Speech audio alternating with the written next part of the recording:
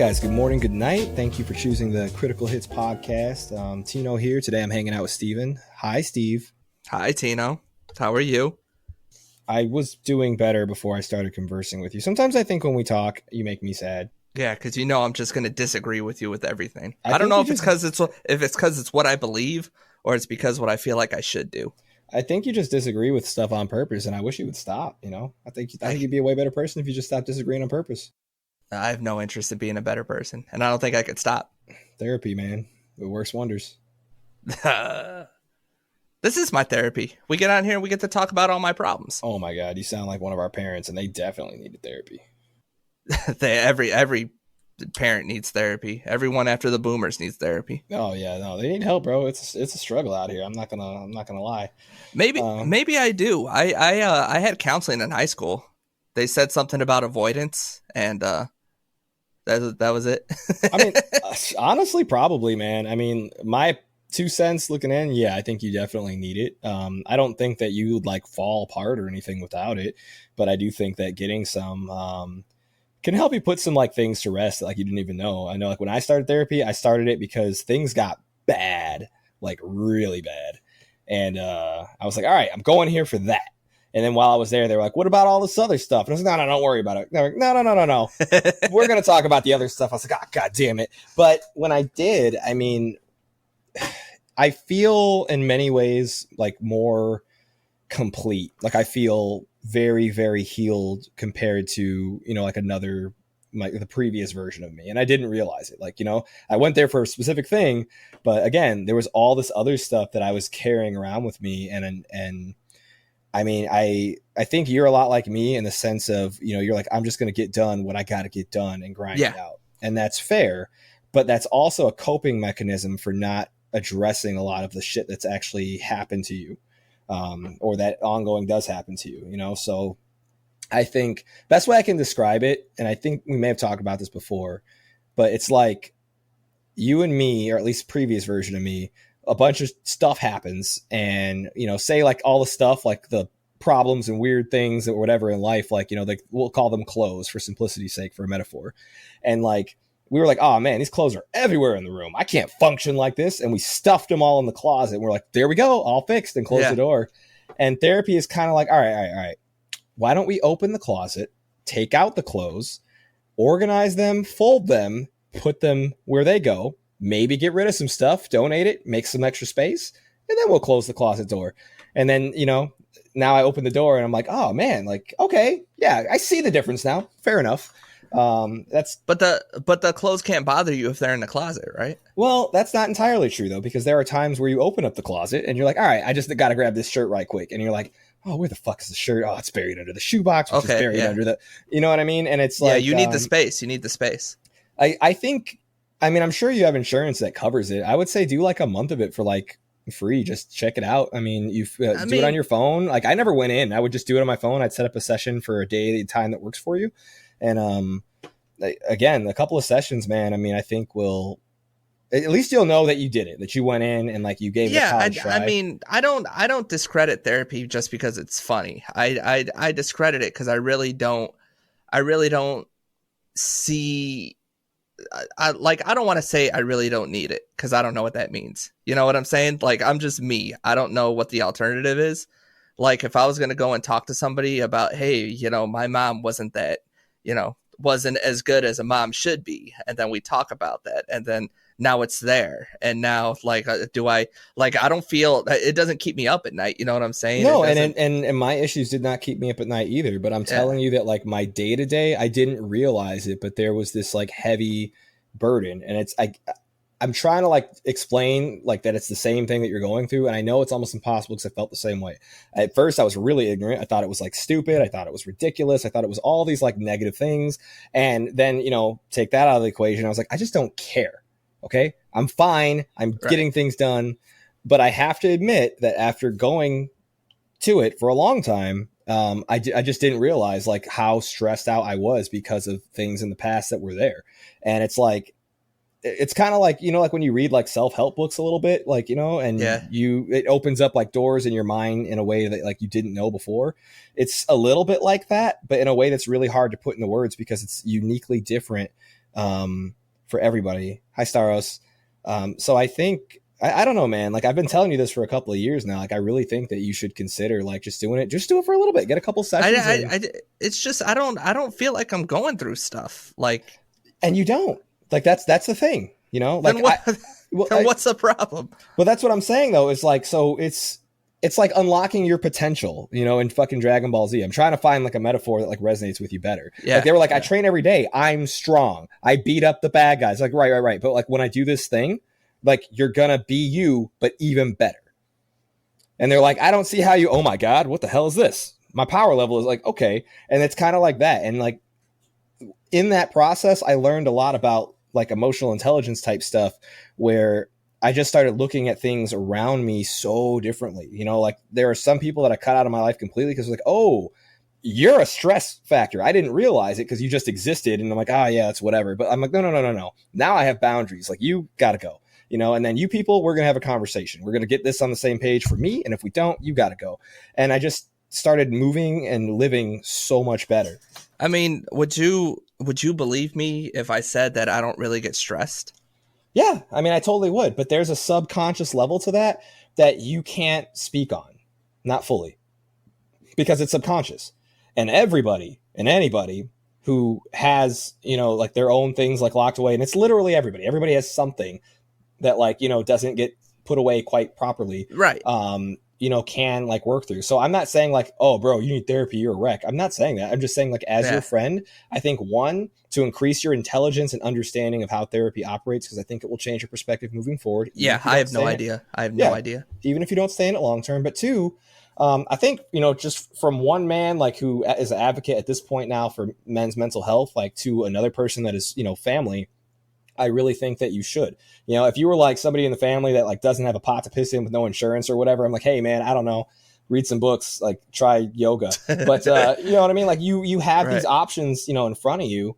And I just think that, you know, if you're out here and you're podcasting and you work hard and you're trying to be a good father figure and you're trying to be a good husband, I think that that's all the more reason to like go and check that. And also you like, and this is my 2 cents, but you checking out something like that and experiencing it for yourself, you know, God forbid if there's a situation where, you know, with your children, something arises that is just a little bit out of your, you know, expertise, like you'll have an understanding because you did it firsthand yourself. I'm like, okay, so let me see if I can get you some help if that's what you need.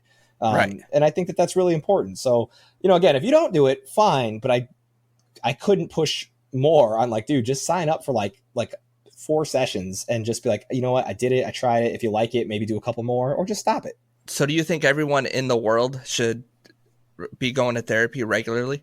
I think like, so it's not an all the time thing.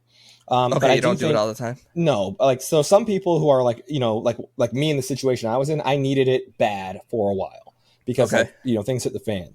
But I would say that anybody periodically, like once you go, like every couple of years, like setting up a few sessions to kind of like level out is big.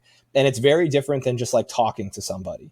I always thought like, oh yeah, I could just talk to Steve about some personal issues, or I could talk to my dad or like whatever. But when you're working with somebody who is a decent therapist, who's like licensed and they understand like, you know, the way the human brain works and certain triggers in a way that like we just kind of don't, that helps a lot. And even therapists benefit from therapy. They need it too. It's like a ongoing thing. But yeah, I seen on Sopranos, she was going to therapy too. Yeah, I mean that's a thing, but I think it's something that everybody should experience or try at least once, and the world would be a much better place. And I wish somebody would have explained that to me years ago, but it just never happened. You know, I was like, we had that toxic guy thing where it's just like, I don't need that as long as you keep your head down and do what you're supposed to do, and it's like, which is somewhat true. I'm not knocking those guys or that mentality. Is it too expensive to go to therapy? With insurance, it's usually either free or like a really cheap copay of like $20 to $30. So why don't you do like a once a week banger? I did for a long time. Like right now, like I'm good. But I mean, that doesn't mean that I won't go back. I fully intend to set up a couple of sessions, maybe the end of this year, maybe next year. You know, just to kind of like have that check in with myself, maybe look over some of the events that have happened and just, you know, how I might be able to process that or deal with it a little bit better.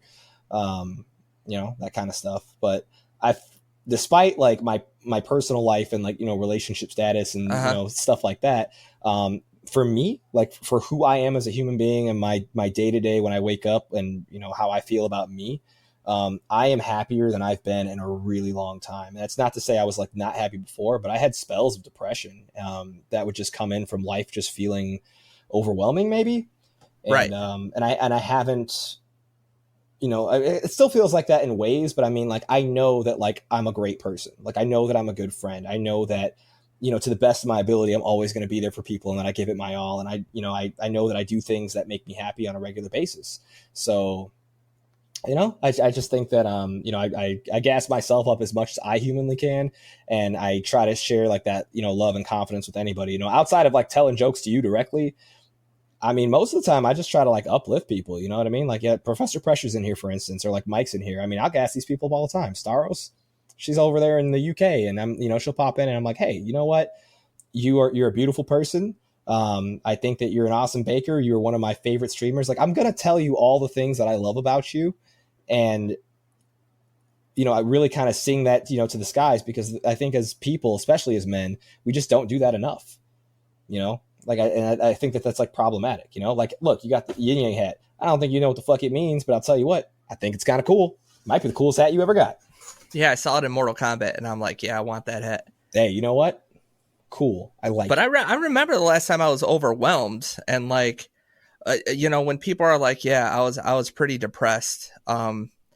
You know, it's not like I'm talking shit. I don't know what that means. I don't know what depression means. I know what being overwhelmed means. I know like you got to do things to where you can't even sleep that night, or you don't have the money to pay your bills, or my thing was I had a baby coming and I didn't have a place to live. You know, that kind of stuff. That's overwhelming. And I can see how people can get into that funk. But I was always into thinking that like a lot of people in my position, like say you get your driver's license your first time and you're nervous. Mm-hmm. A lot of people pass that test the first time. So why don't you? A lot of people have been in this position. So why don't you? You know what I'm saying? Like your chances are pretty good at this. You can stress, but you know, you're in the end, you're probably going to be fine. And not only that, a lot of opportunities in life give you second chances. So I never really took it personally. You know, I never really let it simmer into me to where it was something that I brought along with me after it was done. No, I mean, and that's okay. I don't think that there's anything wrong with that. I would still argue that, you know, lightly touching on therapy things, we're kind of going to move past that, but that there are things that you have going on with yourself that maybe you don't fully understand or fully recognize. And that's not to say that you would have a great understanding once it's done. However, you know, going to it will give you a better understanding, you know what I mean? More control over like your own, you know, emotions and thoughts, and like kind of control that subconscious a little bit so that you can just be a healthier you. But piggybacking on your statement about depression is a difficult thing to describe to somebody who, you know, isn't fully aware of it, or maybe like, you know, because I feel like almost everybody like, gets hit with like little spells of depression, but there are people where it gets hit a lot harder. Unfortunately, you know, I'm one of those people, and right. I try not to like, you know, fucking cry about it or woe is me, because I have a similar mindset with you. A lot of times it's a little bit of kind of just waiting it out, you know, and like kind of pushing through. It is different for everybody. But the best way I can describe it in trying to like help you understand it like universally, it's kind of like, you know, waking up with like a weighted vest sort of, and you're like, okay, not so bad. But like as time goes on, you know, you can take 5 pounds and, you know, it's nothing, you know, right. But once you lift it 50 times, 100 times, 200 times, that 5 pounds is going to feel like 10,000 pounds, and you're not going to be able to move. And that's kind of how depression starts to feel after a while. So it's like, you can have a bad day where like, oh man, today's so bad.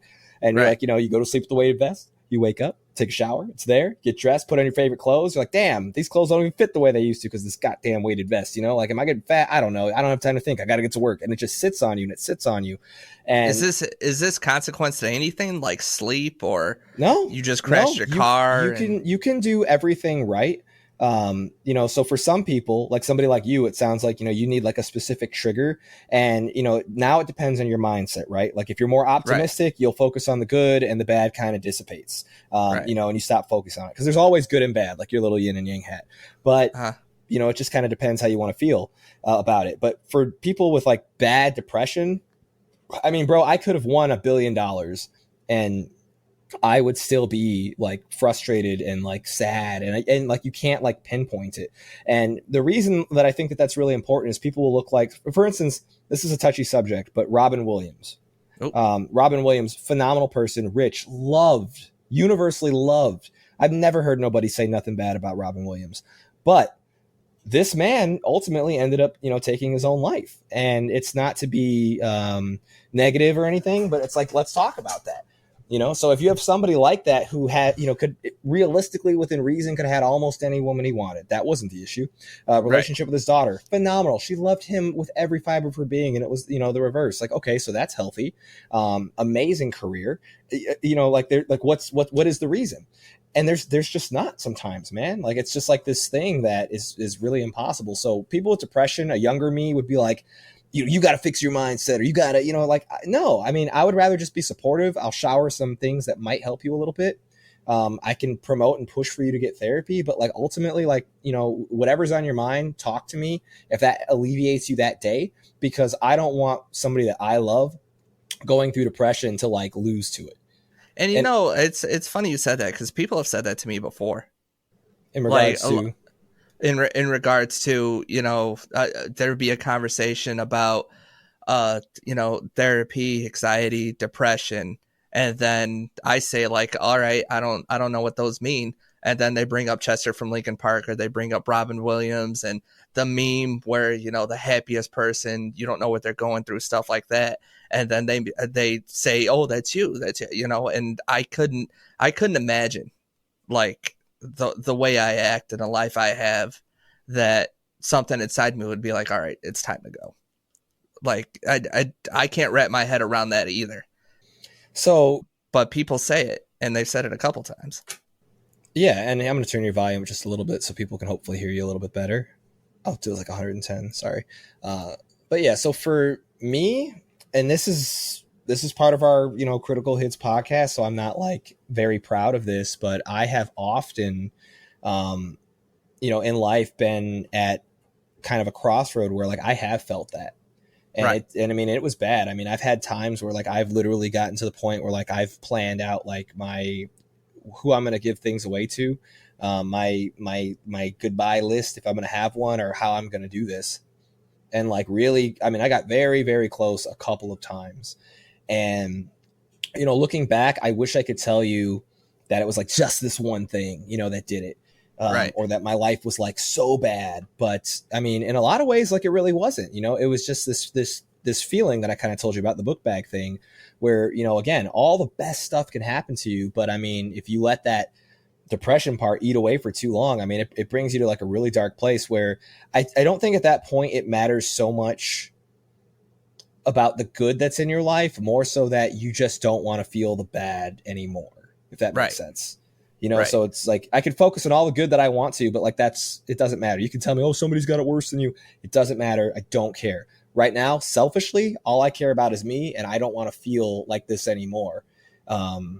And it sucks. Like it's almost crazy, like saying this out loud and talking. So it's a trade. And like I remember to where it's like you would hear stories like this, and like he killed himself, and it's like, oh, what a pussy, what a coward. And then it's like I had a friend die from heroin overdose. It was addiction, and he tried to get better, and he didn't, and he died. And I don't understand addiction that well either, to that level, you know what I'm saying? So once that happens, it's like, the way that some people and their mind works, it's like it's so out of my grasp.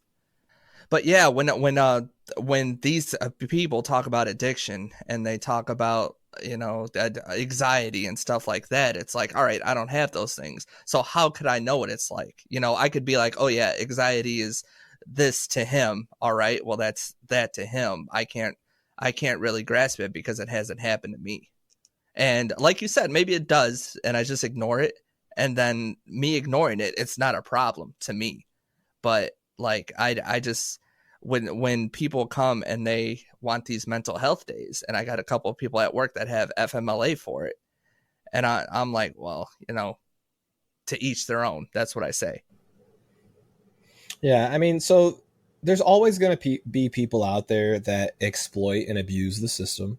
That's just always going to be a thing, right? But I do think that it's important that, excuse me, we continue to highlight like mental health issues and put some sort of effort into it, because like it is important, man. And like having nothing is wild.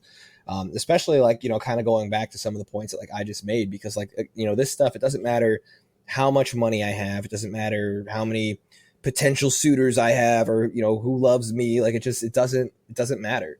And like, that's the thing that you've got to overcome and you've got to deal with. So, I mean, right now, I mean, for a while I've been doing much better. I did have a couple rough spots this year, which were, that was a snowball effect from some more dramatic things. It kind of triggered and sent me spiraling for a little bit, and I had to kind of, get my feet back on solid ground.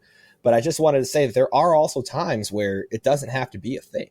Like there are times where like, I'll wake up and I'm like, feeling kind of funky, almost like you're getting a cold or something. And you're like, all right, well, this will probably be okay. Like just last for a day. And then the next day it's worse. And then next thing you know, it's like 3 weeks. I'm like, Doc, I am not getting better. But it's like depression, but yeah. I think if there's any takeaways from this outside of people maybe feeling better, because I'm sure there's some of our friends or listeners that have felt this way, like you're not alone. Like I've gone through some pretty serious stuff. That's what got me into therapy initially. So please, understand you're not alone. But two, I really would like to change that mindset that people have of like, where it's just like you said earlier, like, oh, wow, so weak, coward, for somebody that had killed themselves. That's not fair. I used to feel that way when I was younger, when I was more ignorant. And I'm not saying that that's, what you're saying, but you made the comment. Right. And that's not a good mindset to have, because it's not that. It's not a choice. Like they need more love and support than anybody, trying to figure out, like where the issues and problems lie. And that's kind of where therapy sort of becomes important, because, with therapy, a lot of times it's a lot of subconscious issues that they haven't dealt with properly, and it eats away at them. So even though everything in their current day-to-day life is going fine, there's this pressure that like they can't really pinpoint, and it's just weighing them down. So I'm not saying therapy will solve that, but it definitely can help you better understand it, and then maybe get to the point to see like, okay, do I need ongoing therapy? Do I need to increase the amount that I go? Do I need to, participate in new activities, group activities? Do I need medication? Like it's all kinds of stuff, but you can't get the answers to any of that until you, kind of step your foot in the door and just start do the work, is what they say. Right. And I've always been, this is just my way of thinking. Like nobody likes Andrew Tate, and the reason people like him is because he says surface level stuff. He said, just conservative surface level stuff. And I always thought like, all right, you have something bad happen to you and you're okay. You're stronger for it. Whatever doesn't kill you makes you stronger. And like, the childhood, the teenage years, the adult trying to, come back from that. I do feel like it did toughen me, because a lot of things seem easier now compared to then. And I still remember it. I still remember not being able to eat, not being able to buy things, not being able to sleep, and having nowhere to live. And now I have all those things. Well, so if I have a little bit of bad luck here, or a lot of bad luck, I'm still okay. Well, so those are just the trials and tribulations of life, though. And that's going to be anybody, from a child going into adulthood. I mean, unless you're, spoon fed and catered to, you're going to have to go through some rough patches in order to understand that things aren't that bad. I don't like someone like Andrew Tate, because he takes what at its core is fundamentally a really good message, and then he twists that into his own thing. And it becomes like really toxic. So, I mean, like there are some positives, like masculinity is not bad. Toxic masculinity is what's bad. And that term gets thrown around quite a bit. Like if you want to be a manly man and feel that way, look, I don't like podcasts and shit like that like drag people for wanting to, like, I'm man, hear me roar. Like, because that's something that's inherently within us. We have to have that. But like, where does toxic masculinity cut in? So to me, like toxic masculinity, like for instance, like I periodically go and will get like a pedicure. I'm heterosexual as fuck. Not that it matters, but I am. Okay. The fact that like another man will feel insecure that I go to have a massage on my calves and have like, the fucking gross skin that gets on your feet taken off. Right.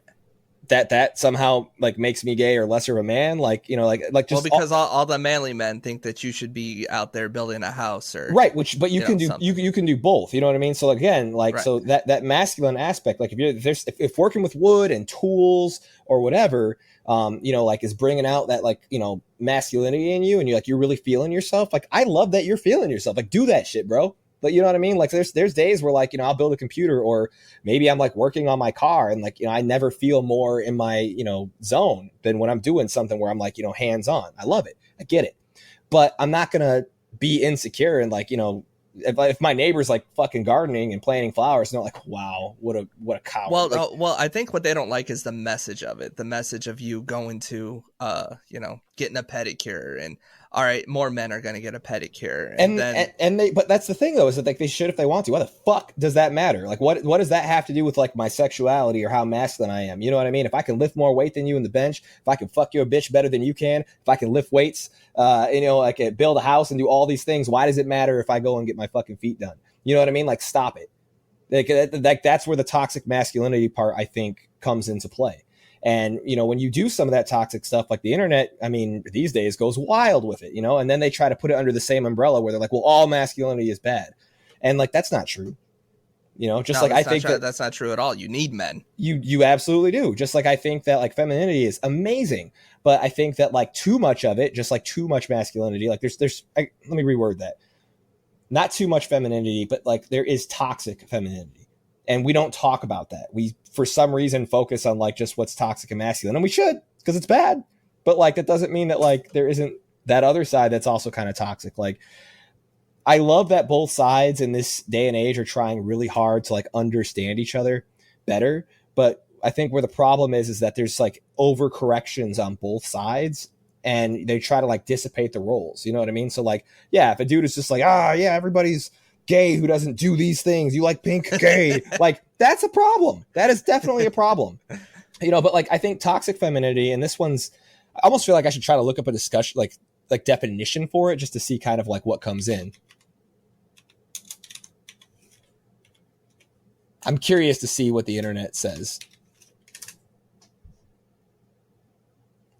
So toxic femininity is a broad term that refers to a rigid and repressive definition of womanhood that can involve internalized misogyny and social pressure. Sorry, there's like 4 definitions. I'm trying to read the one that like looks better. Believing one is, and not like in these ones. These are not super great examples that I'm seeing right here. There was like toxic femininity, a woman that like is weird with like her weight or whatever, which I guess you could make that argument if you're reaching for it, but her weight or another woman's weight? her weight. Oh. You know, but I think that there, you know, I think the one thing I think that probably stands out to me is like, I super enjoy the traditional feminist mindset, because women got screwed over for a long time. Like they weren't allowed to vote. They were like, you got your places in the house, and like, you know, all this like weird shit. They should have a voice. They should be able to do like all these crazy things, but they shouldn't have to do that, you know, at the expense of like cutting down good men. You know, so if there are men who are not being toxic, they're doing the masculine stuff they're supposed to, providing for their family, and being firm at like, hey, we're having a communication thing and you're doing something that's out of pocket, and I'm going to put my foot down because, you know, that's where my masculinity steps in. You know, you're telling me that you want to wear whatever you want. We're married and you're going out, you know, with your girlfriends. Now, I'm not saying that you can't, but I am saying that like when you have yourself like that, there are dangers in the world and you're inviting them in. And that's a discussion that, you know, between you and I want to have. In 2024, it's really rare that you'll see somebody have that kind of a conversation, because like, oh, you're mansplaining and controlling her and telling her what she can't do. And it's like, well, no, my job is to protect her in the male, is to try to minimize and mitigate like a lot of these issues. It's not that I'm being insecure. Right. It's that I know that there's a whole bunch of men that would love to have what I have, literally down, not just the concept of a wife, but my wife. They will take her. Right. They will do everything in their power.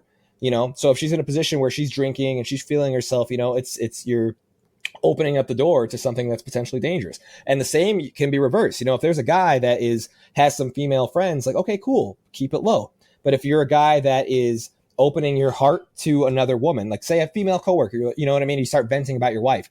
That's the same fucking thing, but like turn around for guys. If you're like, man, she just doesn't do the things she used to do. And, we fought about, like, dude, it doesn't matter. You shouldn't be having those conversations with other women. You should only be with your wife. Just like we don't want your wife to, be overdoing things on the other side. So and again, people may not agree with me. I'm not licensed. I just watch a lot of videos and I have therapy, experience. So these are my experiences. Please don't, shoot me in the face for what I'm saying.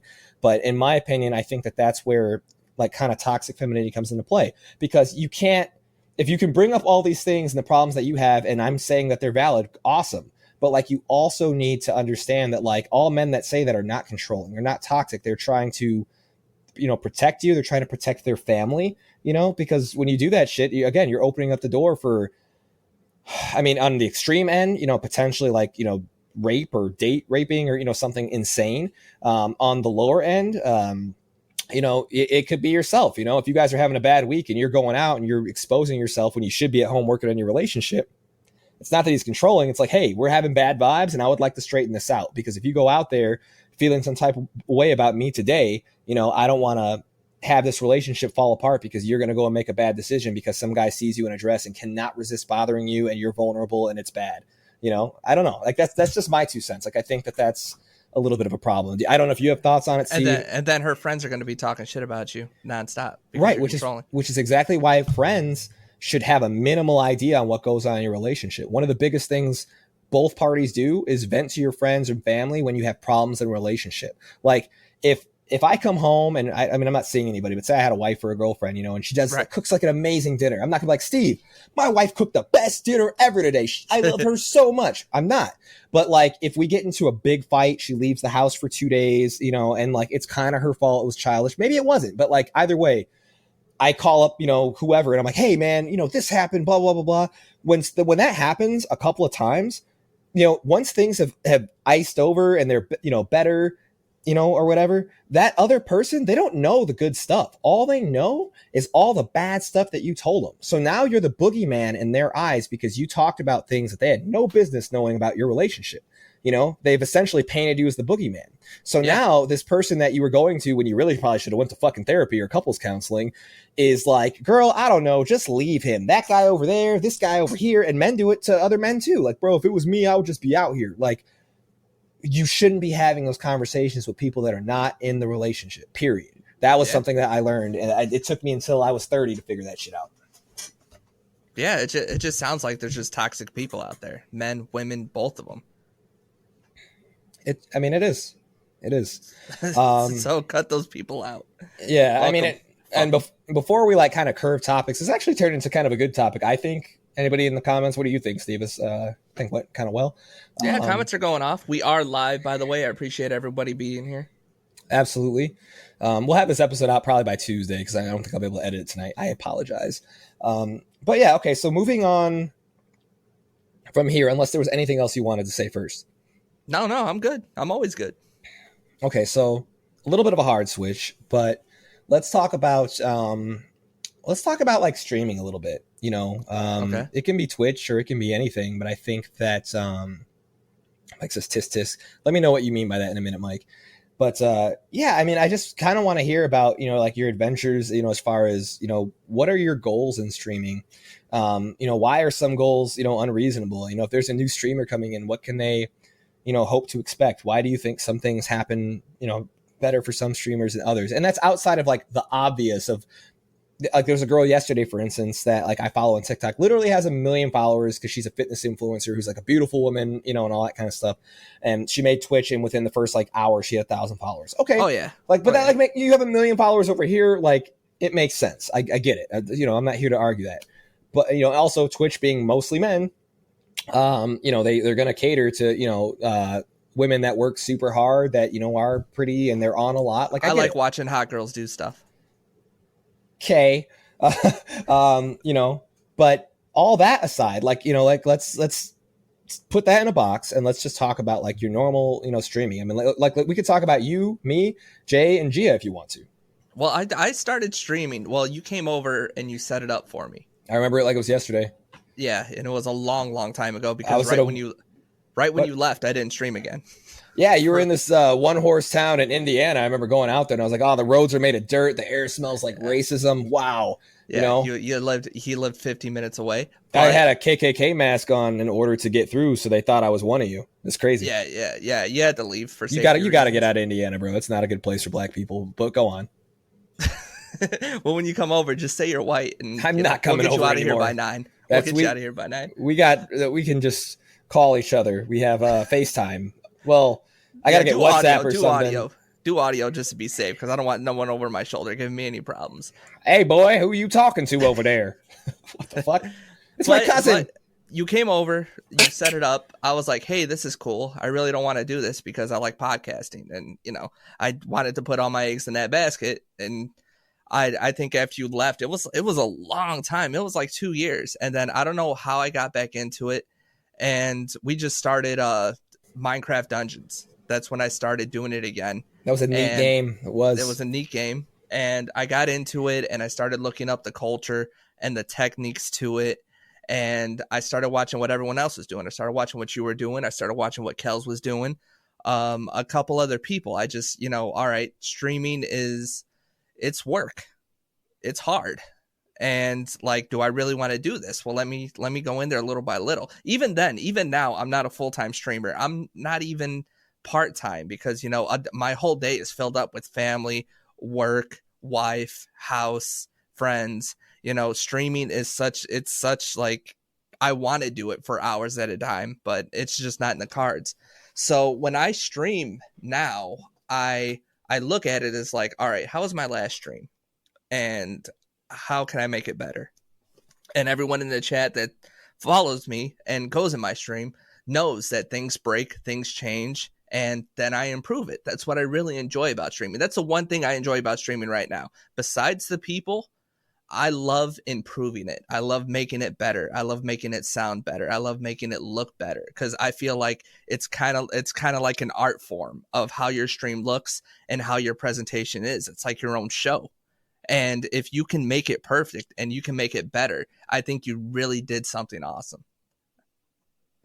Sorry, go ahead. I'm responding to a few people in the chat. Are you fucking arguing with people in the chat? No. But I do look at people that stream like 100 hours a month and they put in work, and it is work, and I'm glad they're successful at it. I'm glad people are in there because they are doing it. Is a purpose. It's entertainment. They are doing a job. They are on it. They're talking. They're interactive. They're playing a game. They're doing something live. It is work, and all the donations, all the subs, they definitely deserve it because it's not easy to do. Anybody that looks at streaming and thinks it's like, oh, he just went on, played video games, and now he's making $1 million. Kai and iShowSpeed, like their streams are phenomenal and they work hard at it. They take time to set it up. They obviously got a plan and they'll do that for 12, 14 hours straight. And they make a lot of money because they're very good at what they do. And I appreciate that. Queso, he was streaming for 8 years with only 1 or 2 people in his chat. And he honed his technique of how he wants his stream to be so well that when he finally got the opportunity to grow, he grew so big and it snowballed and snowballed. And now Queso is one of the biggest streamers in the world because everybody that watches him, he is Johnny on the spot for his stream and how he does it. His lighting sucks. He wears a terrible hoodie, but the way he talks and the way he streams and the way he interacts with people is a 10 out of 10 every second that you watch him. So here's my thing. I don't think I probably got a few points to make. So sorry when I gets to talking, but one, I don't think it's fair. I get your point, so I'm not knocking you, but I don't think it's fair for like new streamers, most streamers, the vast majority of streamers, to compare them to people quite like that. I think it's good to like maybe look up to some of those people as far as like, what they're doing and try to like find a variation that you could realistically do your own. But like, it's kind of like the amount of people that, play sports versus who plays professionally and gets paid for it, right? Like there's going to be different levels to this and everybody's not going to be able to be at the top no matter how hard you grind. Right. Like it is what it is. But That doesn't mean that everybody can't have different levels of improvement, because at the end of the day, it's you versus yourself. You know what I mean? You like comparison is a theory of joy.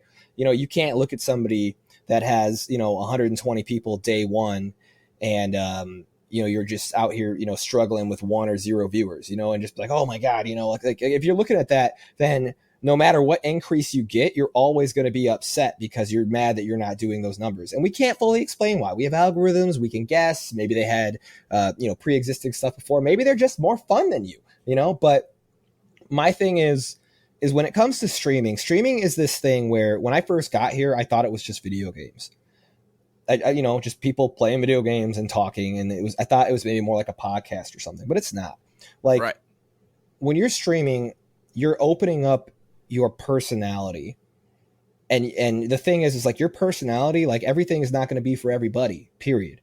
So when you're opening up your personality, you need to find people that can see a little bit of themselves in you. Do they get your sense of humor? Do they have the same sense of, morality with you on some degree, across the board, which is easier said than done, but you have to be there and cast that net to do it. The other thing is streamers put, and this is my opinion, like I'm going to actually probably critique you, Gia and Jay, with my 2 cents on what I think you guys could be doing better. We don't talk about like 14 cents on this show. You understand that? Huh? Big money. You're up to like 14 cents. Hey, we're doing what we do, man. But, in kind of critiquing, a lot of things that I see. So let me roll it back for a second. There's a streamer that I saw who is on Facebook. His stream is somewhat low quality, but that's not to be disrespectful. I think his first year streaming, there was no camera or anything. It was from a PlayStation. He didn't really interact with the people that were in there. Like I'd go in, say hi, have him tab. He'd say hi 45 minutes later. I'm the only person. I'm the only person in there. Watched all 45 minutes? Jesus. Well, I had him up like playing, like while I would be working, trying to like support. And it's just like, dude, if you're not even saying hi, like what am I here for? Now he went on Facebook the other day, and I'm not on Facebook much these days. I don't really like it. I think it's for old people and it's weird. But when we were in college, it was cool, I guess. I don't know. So we are old. Fuck. Continue. Speak for yourself, bitch. So anyways, I still got the moves, bro. I'm moving like I'm 19. Okay. All right. Take that as you will. But anyways, so he gets on Facebook and he like has this long rant where he like is like, nobody's, supporting me. And I keep asking people to follow my channel and blah, blah, blah, blah, blah. And it's like, you're so fucking disconnected from what's happening here. I'm like angry. Yeah. Like he tried to, like, I kind of like laughed about it a little bit in the comments, but like, I know that came from a real place where he's frustrated. He has like 50 followers, and it's been over a year. And, when you first start and you don't know, share a link on Facebook, see if somebody can support you. But like the truth is like, those two things are not like synonymous. There's no link you click on Facebook. Like, would you like to share on Twitch? Like they don't go together. They're two vastly different audiences. Most people on there either don't know nothing about Twitch or think that it's just silly video games and people streaming and maybe making money. I don't know, ? So they're not going to take the time. They might maybe like your Facebook status and then keep it moving. Like, I helped. You didn't. How did the stream look? Was it improved? Well, so no, the quality is not super great. And I'm not here to like really question it because I've seen streamers with low quality streams do great. Yeah. A lot of people, this is actually one of your problems, but I'll get to that in a second from my perspective. But the most important thing is connecting with your community that you're building. And if the community is 2 or 3 people, then so be it. Because if you build it, they will come. But your whole investment outside of like scheduling and trying to, creatively play with video games is to connect with those people on a personal level. They're in here, they're watching you for hours. It's not like because it's just fun. They can do that shit anywhere. They're here because they want to talk to you. They want to see how you react. They want to say hi to the other people in your community that they like.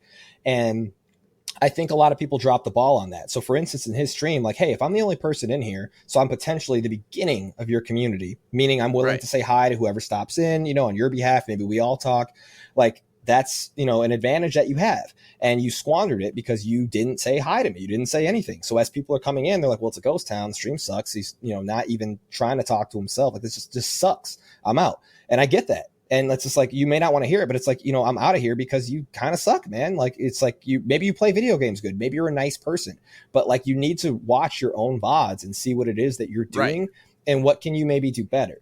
Now, my issue, I want to talk about the 3 of you guys. Well, I know what you're going to say to mine, and in my defense, I didn't even say it yet. They don't know. I know what you're gonna say because I can see it in your glasses. Now, in my defense, I don't push anything else right now. Put them back on. I don't push anything else right now except my quality and my operation here. And the reason for that is because like this guy right here, you could have people that stumbled upon his stream and then they see his quality and they're turned off. They see that he doesn't have a camera and they're turned off. They hear his mic and they're turned off. These things can turn regular people off and you know it. And it's like, I want mine to be, I want this part to be absolutely perfect, and then I can build off that. And I just got that done for all this time that I was streaming part-time. It literally just happened yesterday. Like yesterday, I finally figured it out after all this time of making it work. And well, so it's been a ride. I want to interject because you're defending before I've even attacked. Yeah. Coward. So my thing with you specifically is I think for the longest time, literally for years, you've had this issue where you feel like your stream needs to be at like some special level in order to like really grow or like take off or whatever. And I'm here to tell you that like I don't think that that's ever been the case. For me, as somebody who's watched you, because I kind of had to from the beginning, and watching you grow and develop as a streamer, when the puzzle pieces started to click, you had somebody in your stream. They're not there very often. I really need to talk about why. Not important. People come and go. Right. But for you, you had Ashley was in your streams a lot, and she became one of your first like go-to mods, and she really helped pioneer the beginning of, sort of like your your whole community. And that's really, really important because once she was there, like you didn't talk to yourself anymore, and you kind of started to pull back. Not enough, in my opinion, but from like how stressed you were about it's got to be the best camera and I need the intros. And like you never really needed that shit. You still don't. You never did. Right.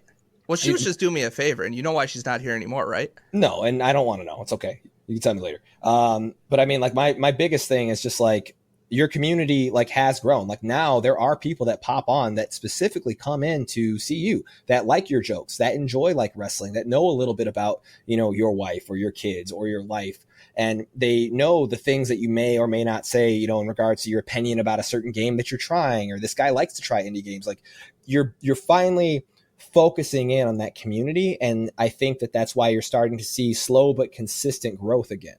I think that you're having fun with it, and you've got people that have your back, and you're also there for them too, because that's another important thing. If you're just casting a net and you're never supporting anybody, like why would I come and support you if you're never in my streams, if you never drop bits, if you know what I mean? Like as from one streamer to another, it's a little different for viewers, but you get what I'm saying? Right. And I've been, like I said, it was just a couple days ago. It might even have been yesterday that I finally got this. And my thinking was, all right, they had me on the podcast. I'm in other streams, I'm out there. I'm wild and everywhere. But when it comes to my stream, I can do better than I was doing. And the only way to get through that is to just put in work and stream. Like I'll stream. All right, why isn't my mic synced up? All right, I'll stream. Why is, my bit rate's not, working with me? All right, what's that problem? And all of that has been ongoing. I mean, just in the past year, I've been streaming, I guess you could say part-time, and putting up clips and stuff like that.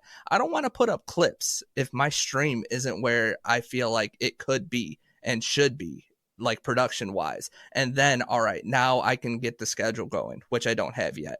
All right, now I can get the technique going to where I don't say so much, which I've lost since we haven't been podcasting all that much as we should have.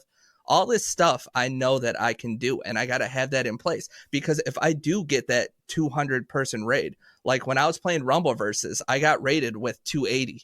And like you said, I only got like 3 followers. You know why? I don't know why, but my quality wasn't that good.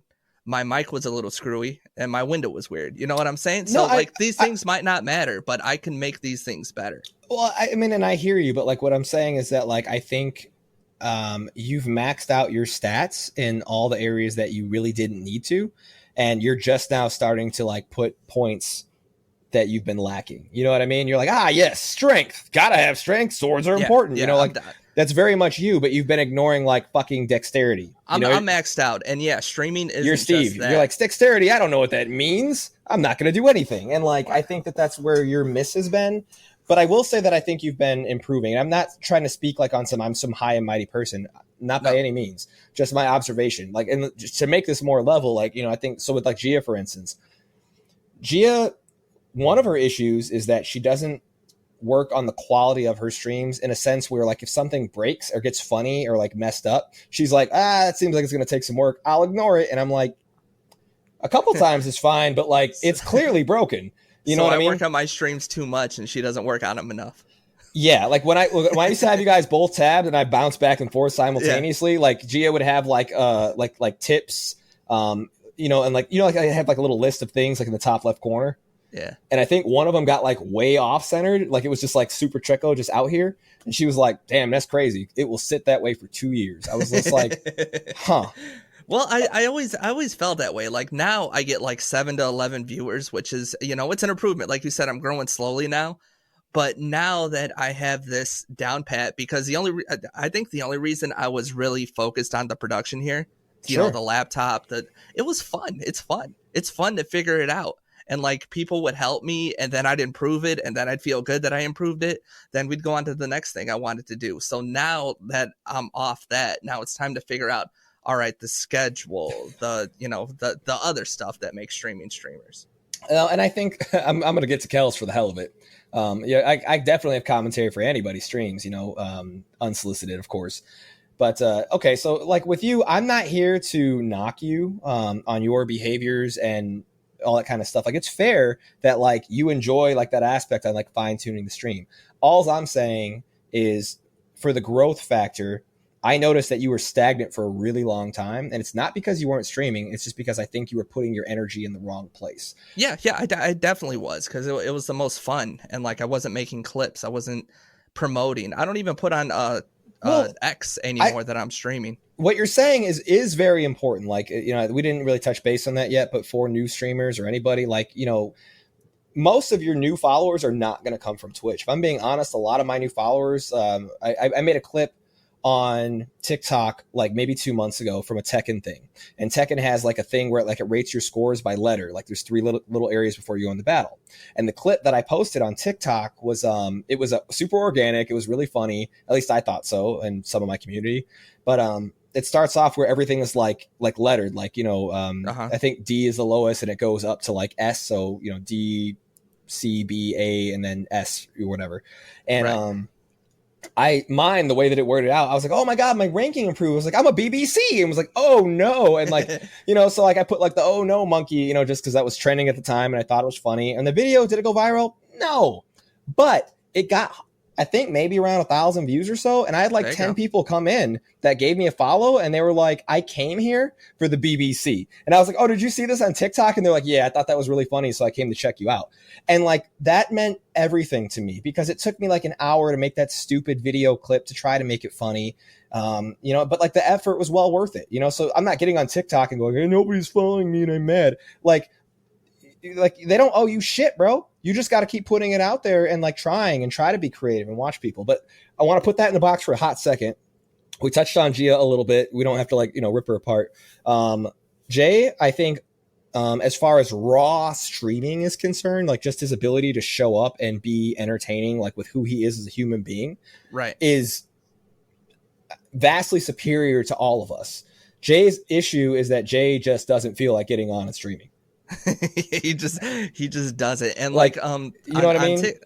On TikTok, where he helped me so much with that Spider-Man stream, and I got like 4 clips that are my top clips, and they got all these likes, they got all these engagements, and like he's just so good at making that content. And then he'll stream and he'll have 11, 15 people in there, and he's just rolling and talking to them, and he's playing the game, and it looks like he's done it for years, and then he'll be gone for a month.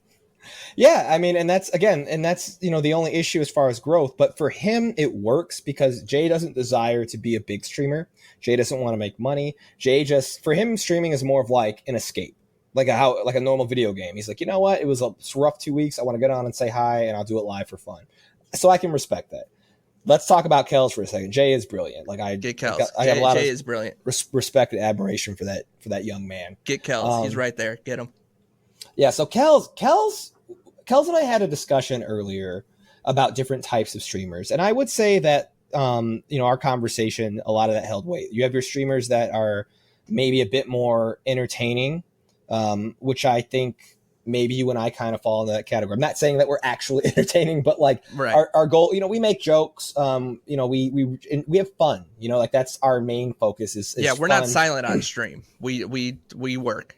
Right. So that's one type of streamer, but another type of streamer is sort of like the really competitive, like, I get on, I play this game, I'm the best of the best. This is what we do. We run numbers, we get on with a squad, we practice off stream. Like that's a different animal.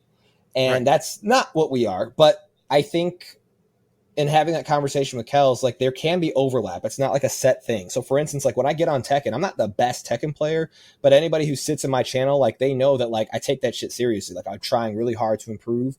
I get on, I do try to like make jokes and be my normal self. But like when I lock it on Tekken, like, I'm not talking that much. I'm focused. I won't kill my stream by letting it play the entire time, but like I'll run it for an hour and I'm like, this is what I came here to do. And this is it. But there are some streamers where like that's all they do, so they might be like, I get on Fortnite, I want to be the best or whatever.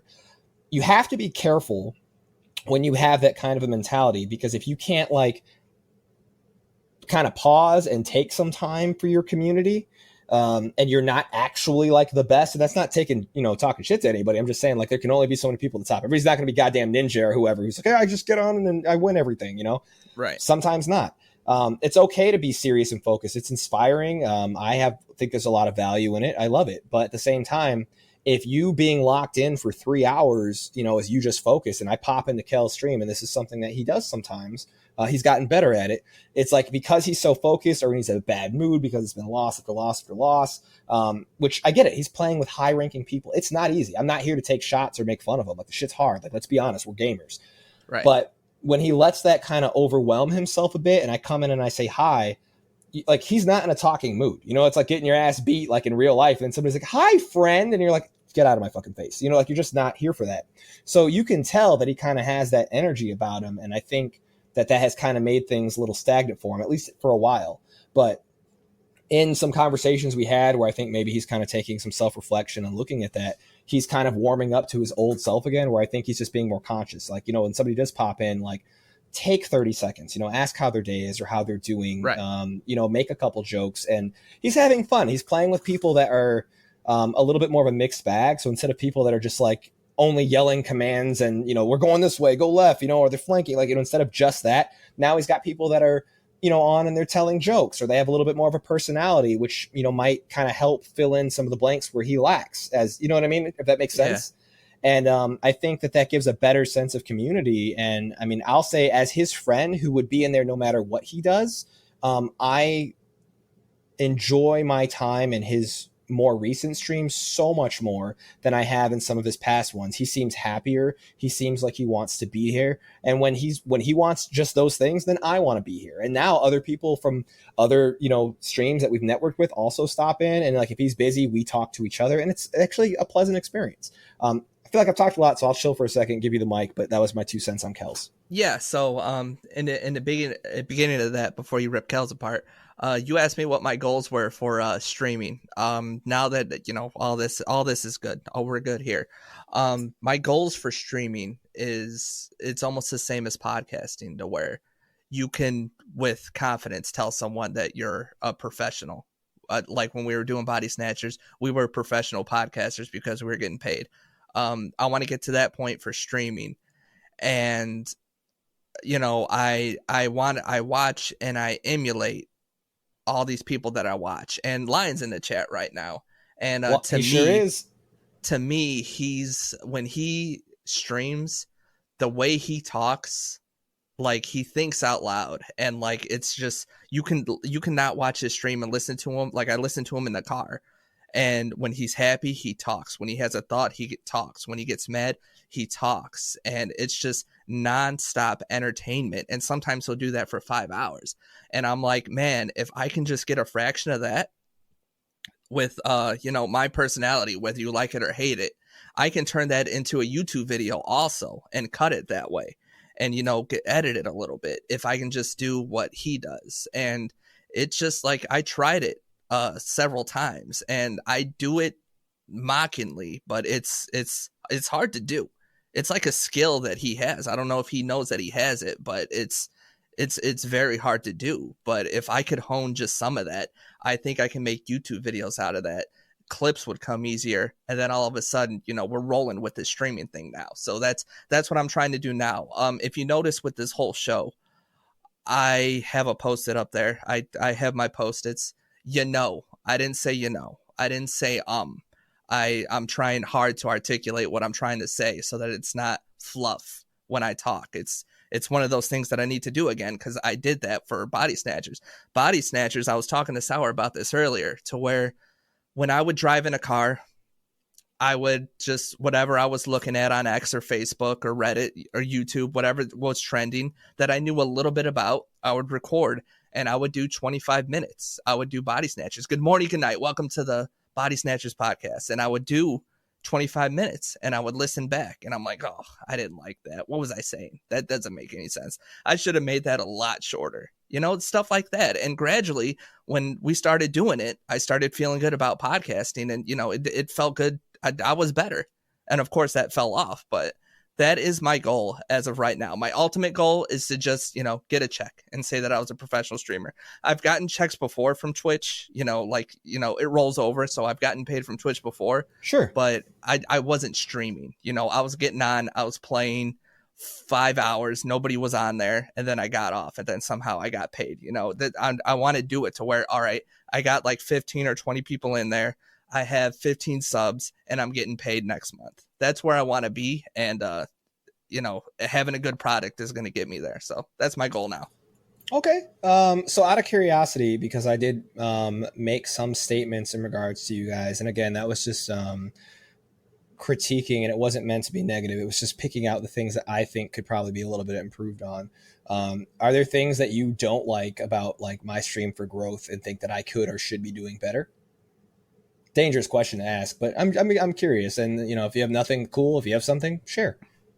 I mean, me personally, no. I think the only thing that you can do better is not play Valorant. But other than that, I wanted to just, like, I wish I had a portal gun and I could just a portal gun. Oh, yeah. Okay, because so I could punch. Yeah, because I could. Yeah, you watched Rick and Morty. I think I just wish I could just, you know, grab your neck like Homer Simpson getting Bart and just, you know, teach you a quick lesson. No, wait, that's toxic masculinity. We're going back. We talked about this. I'm sorry. Ask me in a year when I'm just digging into the art form of streaming, but ask me in a year. And because what you've been doing for a while. You got more seniority than me. So whatever you're doing, whenever you do it, there's a reason for it. And like, I'm not there yet, so I can't really say, oh, that's dumb, that's stupid. But yeah, ask me in a year and I'll tell you, like, hey, you know, maybe stop putting that crown on or something. Or, you know, you got too many noise redemptions. There it is. There's the crown. But no, I'm honestly not there yet. All this time I've just been hanging out with friends and trying to get my setup clear. So I haven't really been entertaining. I haven't really been performing. I haven't been doing social media. And I remember a while back, Kels gave me the 411 on how to post to socials, how to interact. And I remembered all of it. And, you know, I'm ready to open up on that, including with the Critical Hits Discord, Critical Hits X, Critical Hits Facebook. We got all that too that I need to get back into it. It's just, you know, this was so much fun and I enjoyed it. I wanted to take a second and just say that this crown is inspired by Mikey 3Es 2 times, number 2 times. Check him out. That's my boy. He's the Fortnite captain, you know, definitely a leader. But like, let me read the chat really quick. I think you would blow up more. Okay. Well, I'll read it out loud because I forget this audibly. If you could get more time on the stream in general, I think you could blow up more. That was from Lion. Professor Pressure lacks skill in FPS. I will hurt. I know where you live, bro. But doing better than me. What? You're definitely better at me in FPS, but like I'm working on it, trying to get improvements. Kels is a lot better at FPS than you. A lot better than me. That's all he does, you know. But I'm definitely trying to like get better. But I really would like to share, you know, kind of like a little bit of a moment or thought that's going through my head. And I have to say, like, I'm not a famous streamer. I don't think that I'll ever be a famous streamer. I don't think I'll ever hit partner, honestly. If it happens someday, I would be so ecstatic. But like honestly, like I don't think so, and I've come to terms with that, and that's okay. What I will say though is I am deeply passionate about my community. It's not just for me, it's no longer like, oh, that's this thing that I should do. To the best of my ability, like I try to establish like serious friendships. I don't know that it's actually a two-way street. This could just be for me. You know, these people could be in here and like I don't give a fuck about that guy. He could die in a car accident tomorrow, whatever shit happens. But for me, I go out of my way outside of this stuff. I've been really working on the Discord to kind of create that hub where we can kind of like more consistently communicate with one another. But they're everything for me. The best part about my day, like I never look at stream like, oh fuck, I gotta get on. The best part about my day is getting on and just hoping, you know, that Mike pops in and he's gonna tell me about his day, that Lion gets in and he's like, hey man, I had a stream today, or me and my wife saw this funny thing, or here's a show you should check out, or Staros, and she's like, you know what, I'm chilling with my family, or Tinkering Soul, and like, yeah, they're gonna bust my balls a little bit, but like I can't wait to talk to you guys, to hear about your day. Like that shit means so much to me. I can't wait to get on and play a couple of video games with you, or, you know, maybe we have a more relaxed stream. I can't wait to like pull my guitar out and show you some, you know, funny stuff that maybe I was working on that's good or bad. It doesn't really matter. You know, but for me, I think even if I don't grow and become famous or whatever, like I want to be somebody that like outside of the jokes can be like helpful. I want to be semi-entertaining, but most importantly, like I actually want to get to know you to the best of my ability. Like I want to be your friend. I will send you reels. I will respond. I will follow you back on social media. Like my whole thing is like I try to make real connections, which can be kind of tiring sometimes, but like it's so worth it to me. I was gonna say like and I do it too. You know, you meet good people, you want to support them because they're supporting you, but you want to support them because you know those are your friends now. When you get too many, there's going to be people out there that feel neglected, and you know, they're not going to come in here and sit in your stream for 2 hours when they stream for an hour and you haven't been in there for a week. You know what I'm saying? Eventually some people are going to fall off, and you know, you might plateau on that because you and Kels told me a long time ago that follow for follow doesn't work. But if you support each other, then that's your community, and then you grow like that. But when someone comes in, do you ever have somebody that came in, followed you, gave you bits, you know, hung out for a little bit, and then you couldn't make it into their stream and they just unfollowed you and never talked to you again? Sure. All the time. You know, all the time. But I have so many more people that, you know, I was able to pop in, you know, I was able to lurk, you know, during work, you know, because they had a day stream and say hi and see how they're doing and how the family's, you know, going or whatever. And, you know, it's just one of those things where, you know, you got to kind of have thick skin, I think sometimes, yeah. But networking is super important. So like, let me put it like this. When somebody is on autopilot and they're just like, I pop in, I have no relationship with them. Maybe it's somebody I met like a day ago. I'm like, hey, here's a shout out, follow this guy or whatever. You can almost feel the energy of like, I don't give a fuck. Here's something I'm supposed to do. And while I'm thankful for it, at that point, I have to hope that if there's a clip or something that speaks for myself and maybe somebody's interested, because realistically, it's not going to do much. But I think it's fair to say that there's a really different feel when you actually have a connection with the person that is shouting you out. You know what I mean? Like it's like, oh yeah, like Steve, he's been in here a bunch. Some of the clips that I've seen of like Tino, you know, over the last few weeks, like Steve just happens to be there. Like this is somebody that clearly he talks to consistently. And I value Tino's time and opinion. You know, I'm willing to give, you know, Steve a chance, or I'm willing to give Lion a chance, or Mike a chance. And I think that it works out really well when like it matters. So for instance, like Mike streams, I actually get met with like quite a bit of love, even though a lot of those people don't know me, but like I like being in there. I like supporting my friend. You know, like it means a lot to me. Lion streams, like Lions doesn't ever have like a lot of people in there, but like the quality of people that are in Lion streams they're good people, dude. They're amazing people. You know, you sit down. Same with Shrug. The people in there are they're very lovely nice people. Yeah, and it's like I'm not really trying to like, you know, gather up soldiers and bring them over, but I just think that, you know, if you actually become friends with a streamer and you are supportive of them, organically, you will overlap a couple of those people. You know, and like that in itself is like a beautiful thing. And that's one thing you have to do. So going all the way back to this person that was writing on Facebook that I think is a really good example of somebody doing it wrong. I followed you. I've been in several of your streams and you haven't really talk to me. I haven't seen you talk to anybody else. And also, you're just turning on your streams and hoping that people come in to support you. I ain't seen you in my stream not once. You've been up for over a year, not once. I stream in the day, I stream at night, all different times. I stream when you stream. I'm never tabbed. So what I'm saying is, if you're not doing it for me, and I'm one of the few out of about 50 over the year that took the time to give you a chance, because I saw that. I'm like, dude, I've been doing this for years. Like, you know what? Let me help you. I mean, if you're not doing that for me, then that means you're not doing it for anybody. So go ahead. And you're right, because just today, like, well, first of all, Mike says he's not that good in Facebook. I don't like when he says that, because I really don't know anyone better. Mine pick on me too, Mike. It's okay. Tinkering Soul was streaming today, and everybody was so happy. Yeah, we fucking love her goofy ass. She had like 19 followers in there, and she had 11 people watching her play. Like, everyone was so happy. Like, it was such a cool thing. Yeah, she's a sweetheart. Like, you know what I mean? Like, I'll support that woman to hell and back, because she's been here for me for years. She's pushed past her bedtime to like hang out if there wasn't a lot of people in the stream, and like, she never had to do that. But like, that's a thing that like she did to the best of her ability. So when she went on streaming, like I saw it inconveniently. I was not in a spot to really like be in there, but I'm like, I'm gonna I happen to see it. I'm coming in. Like, I'm here now. I'm spending some time. And anyone that's listening to this, they got 2 followers in their stream, or they want to talk shop, just come into one of ours. More than welcome to.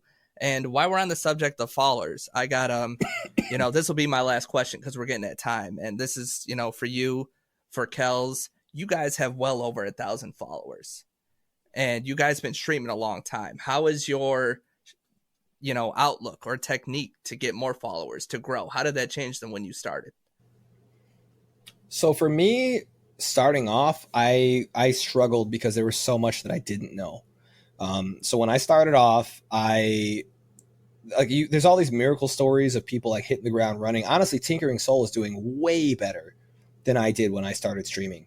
But me, I had nothing. I didn't know anybody other than Gia that streamed, and like a couple of famous streamers, and I think one other guy that we used to talk to who streamed like part-time.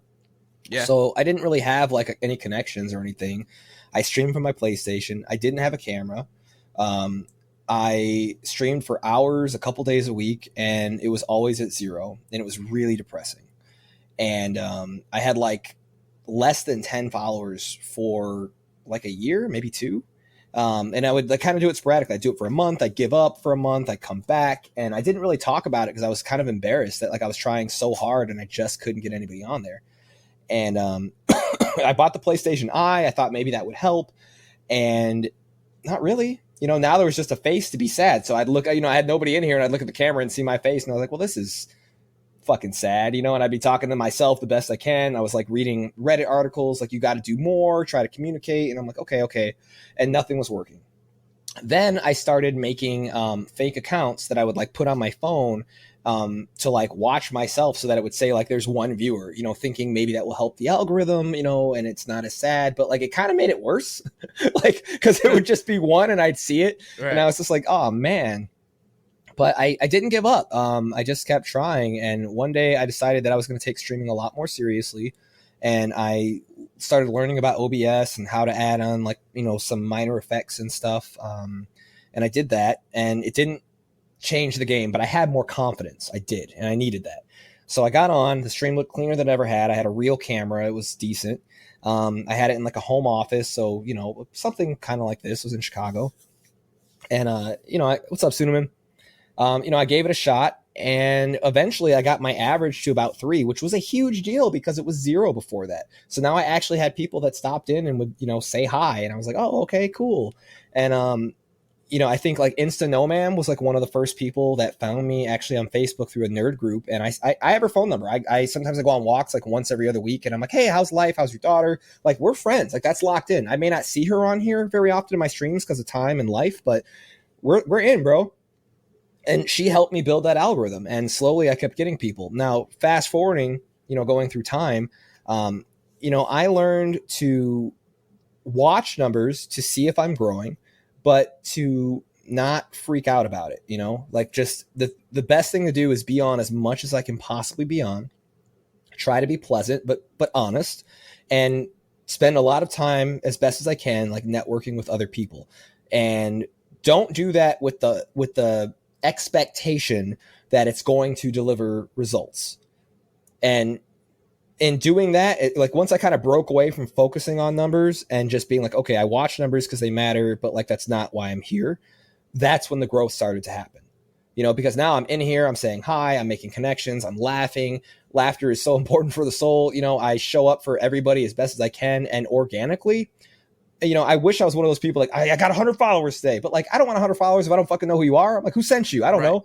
But like getting 1 to 3 at a time, I know your name. I recognize you. I followed you on Twitter or maybe Instagram or TikTok. And like, we've established something. I love that I know 98% of the people on a semi-personal level that come into my stream. And I think that they recognize that. They feel heard. Like there's a new person that just came in the other day. Her name's Optimus Bree. Cool fucking name. Stood out to me because Optimus Prime, love Transformers. She had such a good time with us that she, the next night, came in again and had her significant other also give us a follow. So I got 2 follows from one person because I took the time to converse and just talk to him. Right. And I found out like he super loves Bleach, so we talked about that a little bit. She super loves Transformers, doesn't like Bleach. We made a lot of jokes, but I mean, we were able to make that connection, and I got followers out of it. And because of that, I ended up getting another follower who was observing our conversation. You get what I'm saying? Like it's this snowball effect where it's like, don't be like, hey, give me a follow, please, but like just fucking talk, and if it happens, it happens. Right. W for Bleach for sure. So that's my answer. I don't know if that's like the answer you're looking for. I don't know if this is helpful to anybody who is watching the stream, but that's just like my advice. That's what's worked for me. So like stop caring, but also like if the numbers are really, really bad, watch your own VODs, watch some streamers that you like that maybe play games similar to you, and just see like, what are you doing? Is there some fun stuff that maybe you can do? Like, we used to play marbles sometimes on stream. People love that. Like, how can you get your community involved? One more, because you yelled at Sour today. How important is a raid? I think raiding is insanely important. I don't like when people say something that I think is childish. That's like, oh, well, why would I bother doing a raid when it's just me? It doesn't matter. It doesn't matter. Like, look at it like this. I streamed for almost 2 years with 0 people. And like, I'm not proud of that, but like I did, and it's honest. And that doesn't stop me from helping new streamers. But I will say this. When you're somebody who had 1 person and it was a fake account, it's me watching me, and I'm like, nobody will know. Everybody knows. It can mean the world to somebody to get an official raid for the first time from just 1 person.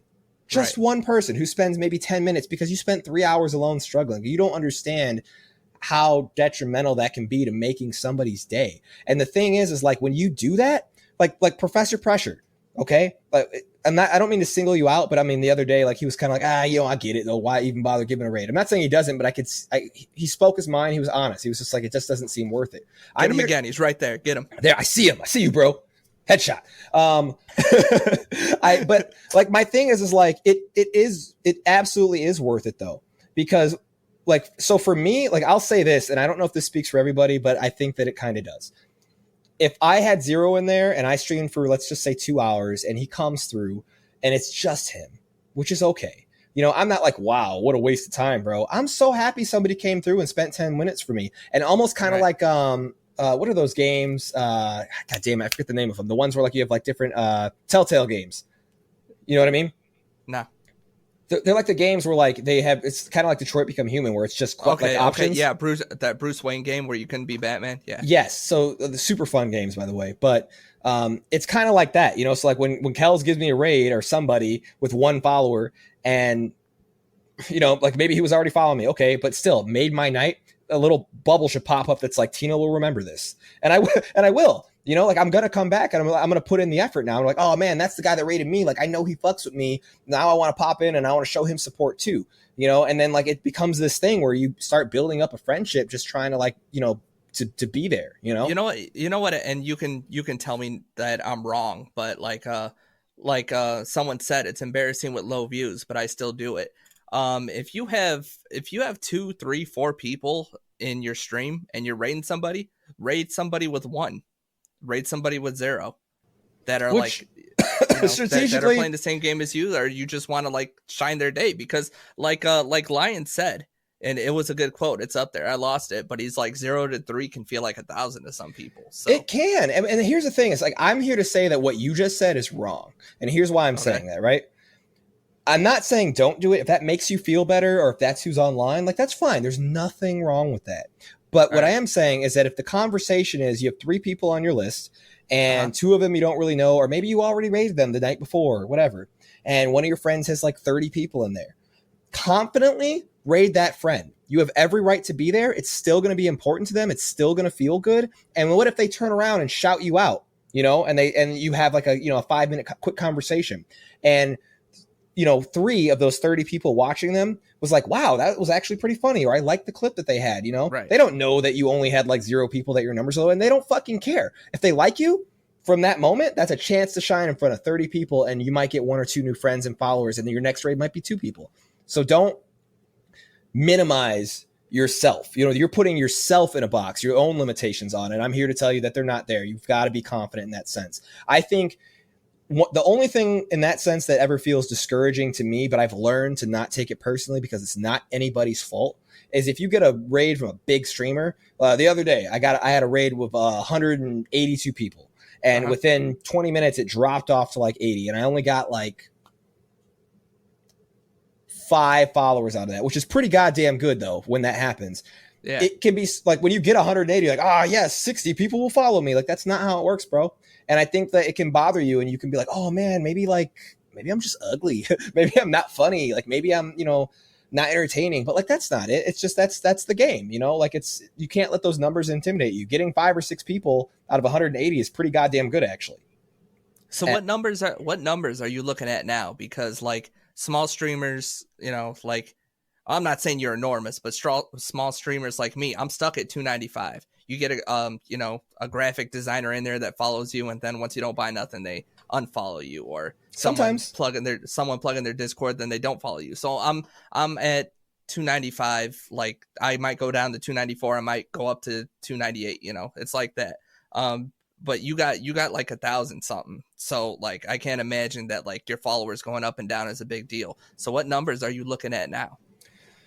So I look at my max followers. I look at max viewers, average viewers, and my time put into the channel, to see if there's like reflection. I also look at the amount of VOD views that I have. So if my on Twitch, yes. So if my hi monster, if my VOD views are in the toilet, if they're at 1 and 3, that's a problem for me. So I'll look at that and I'll go, okay, so they don't know what they don't know. If nobody's watching it, they don't know. It's not that somebody watched it and didn't want it. They didn't know. They didn't come here. Why didn't they come here? Did they not come here because the game that I had wasn't pulling in people? Did they not come in here because I didn't take the time to creatively think of a good title for the stream? Like, there's a lot of factors that people don't think about, and I'm telling you that you should. So my whole thing is like, look, when I get on camera, I'm the best person I can be. I'm honest. I'm myself. I can make jokes, but I try to be careful, to not hurt somebody's feelings. Like, if I think I took it too far, I'll be in your inbox. I'll do it live. I'm like, I'm sorry that I said that, and I didn't. You know what I mean? Like, I'll own it. I don't want you to hate me, and other people can see that. Be a good person, but all those little factors, like you have to go over that stuff and look and see like, okay, what's happening? So like right now, like I just had my most recent stream, I had 360 people view that stream, like the VOD. And that's really important because you need to be, if growth is your thing, like you want is that a number. VOD different than a clip it on is. Twitch? It is. Okay. So VODs, there's a group of people that will go through and they don't want to see the live stream, or maybe they missed it, whatever. They just want to watch or maybe skim through and see what happened. A lot of people do that. So you want that to be as good as it can, that replay value, because they might give you a follow off stream because like, oh man, this guy's so funny. I missed him, but I love, popping in here like it's a goddamn YouTube video or something. That's a whole audience that's untapped and people never think about it. So if those numbers are also low, I would say, all right, how do we drive traffic here? And the very first thing that comes to mind is the title and description of the stream. So is it relative to the game you're playing? Is it maybe relative to what's happening in just like media today? Like just like what's going on? Like I can't even think of like a great example right now. But like for instance, like Kanye West, when he gets into some crazy antics, you could take something funny, a Kanye lyric, or maybe something with the presidential election, something, where you find a way to make it compact and fun and interesting, and then somebody will stop and check it out. It's something you can do in the title. Camilla Harris, blah, blah, blah, blah, blah. And like people will come through. That's it.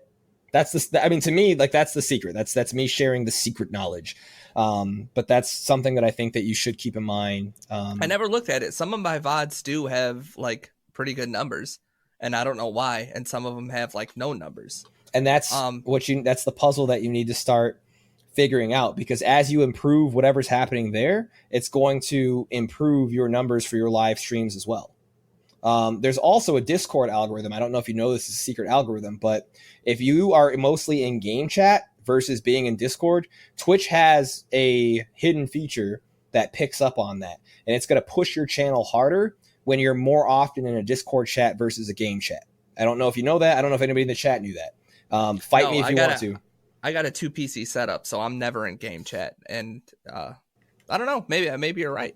It's one of those things that's from time to time. Again, if growth is what you want, I'm just giving you some tips. That's something to keep in mind. That's all I'm saying.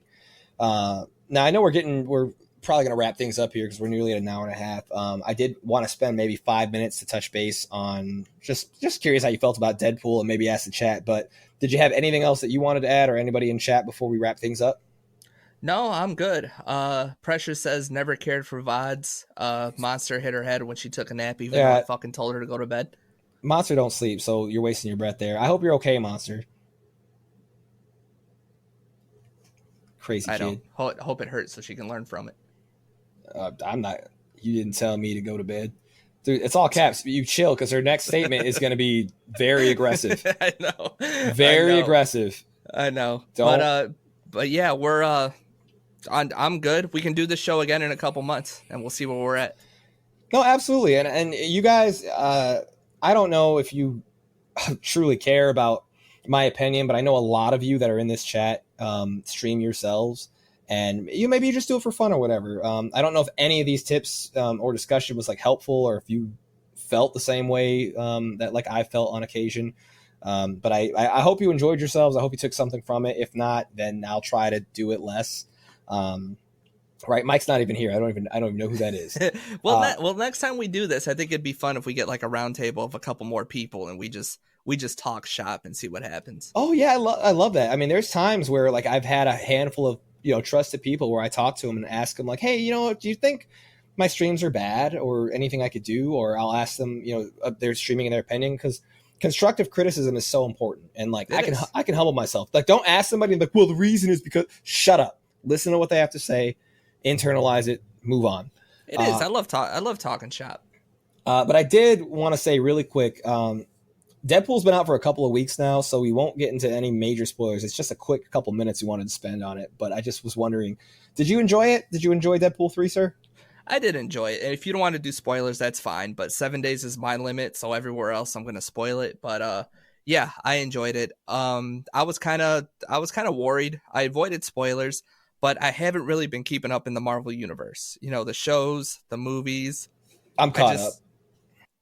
I just haven't been on the ride for a while. So I was kind of like, man, there's going to be references I don't get, and I'm going to get lost. But no, I did enjoy it. I enjoyed the cameos. I enjoyed the action most of all. I thought it was very well done. A big fan of Wolverine because I grew up with him just like everyone else. So the action was pretty exciting. I thought it was very good. I like a movie to where it's like, you know what? I kind of want to go see it again. I saw it twice. Yeah. And you can tell it was a good movie. It was a great game if you're thinking about it after you consume the content. If you're thinking about it after you consume the content, it was a good thing. Oh my God, the comments are getting wild here. Ryan Reynolds was at his best.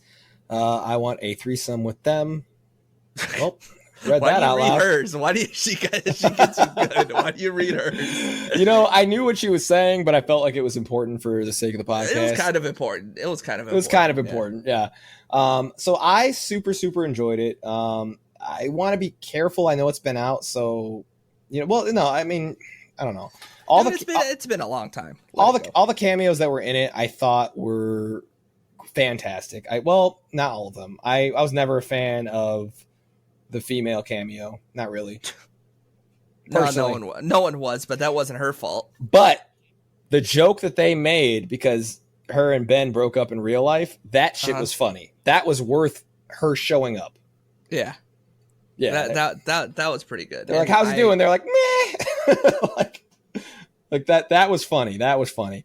And I actually like that movie. Yeah, and it's like no disrespect to her. I just never thought that character was like super interesting. That's like if Sony made a Shocker movie, bro, I don't give a shit. I would love to see Shocker in a Spider-Man film. I do not want a standalone Shocker film. So what I don't know why they were like, yo, Elektra's the move, man, in the early 2000s. Like people are gonna love this. I was like, bro, over fucking Wonder Woman? Over, I mean, granted, like this is Marvel. I'm just saying female superheroes in general. Over Captain Marvel, over Storm, over. I'd watch a goddamn Jubilee movie before I want to see Elektra. Are you kidding me? True. You just show clips of fireworks and a fucking cool ass chick just blowing shit up with her like cyberpunk shades and yellow suit, raincoat boots. Done, bro. Sign me up. You know what I can't stand? I can't stand these dorks on X or any social media that they can afford, even though most of it's free. They're like, they gotta get away from the multiverse thing. They gotta get away from it. And then they come out with a movie that's making over $1 billion that everyone loved. Everyone I know loved that movie. Nobody walked into that movie and was like, it was all right. They got to get away from the multi-universe. Because people just like to bitch, So I don't think that the multiverse should be like the main focus, right? But now that like the concept has been introduced and they did it in a way to make money, whatever. But now they have so much flexibility. Like that's all that really mattered. So if they like want to go back in time or move forward in time or just make a new movie for the hell of it. And that's all that we really needed. At the end of the day, the biggest problem right now is just superhero exhaustion.